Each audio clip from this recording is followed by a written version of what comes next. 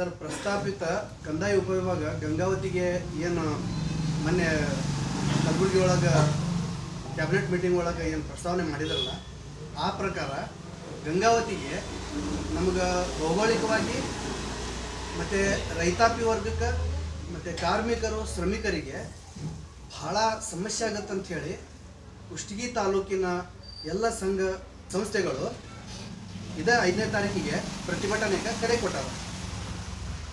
ಆ ಪ್ರಕಾರ ರಾಷ್ಟ್ರೀಯ ದಾಳಿಂಬೆ ಬೆಳೆಗಾರರ ಸಂಘದ ಪ್ರತಿನಿಧಿಯಾಗಿ ತಮ್ಮ ಒಂದು ಅನಿಸಿಕೆ ಏನು? ಸರ್ಕಾರ ಏನೇ ಮಾಡಿದರೂ ಜನರ ಒಂದು ಅನುಕೂಲತೆಗೋಸ್ಕರವಾಗಿ ಮಾಡಬೇಕು. ಏನು ಅವ್ರ ಯೋಜನೆ ಮಲ್ಲೇನು ಗುಲ್ಬರ್ಗದಲ್ಲೇನೆ ಅವರು ಹೇಳಿಕೆ ಕೊಟ್ಟಿದ್ದಾರೆ, ಅದು ಜನರಿಗೆ ಅನುಪಯುಕ್ತವಾದಂಥ ಮಾತುಗಳಂತ ಇಲ್ಲಿ ಹೇಳಿ ಬಯಸ್ತಾ ಇದ್ದೇನೆ.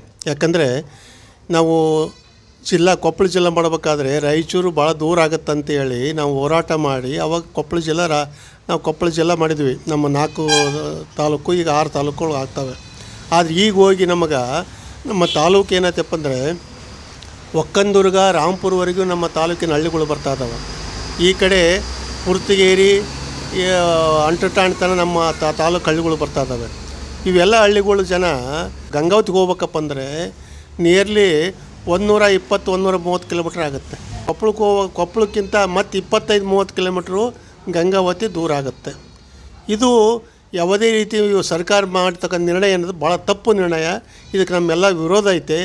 ಜನರಿಗೆ ಏನೇ ಮಾಡಿದ್ರು ಅನುಕೂಲತೆ ಮಾಡಿಕೊಡಬೇಕು. ಜನರಿಗೆ ಒಳಿತಿಗಾಗಿ ರೈತರು ಏನಪ್ಪ ಅಂದರೆ ಮತ್ತೆ ಎಲ್ಲೇ ವಸತಿ ಬಿದ್ದು ಹೋಗ್ಬೇಕಾಗತ್ತೆ ಗಂಗಾವತಿಗೆ ಹೋಗ್ಬೇಕಾದ್ರೆ.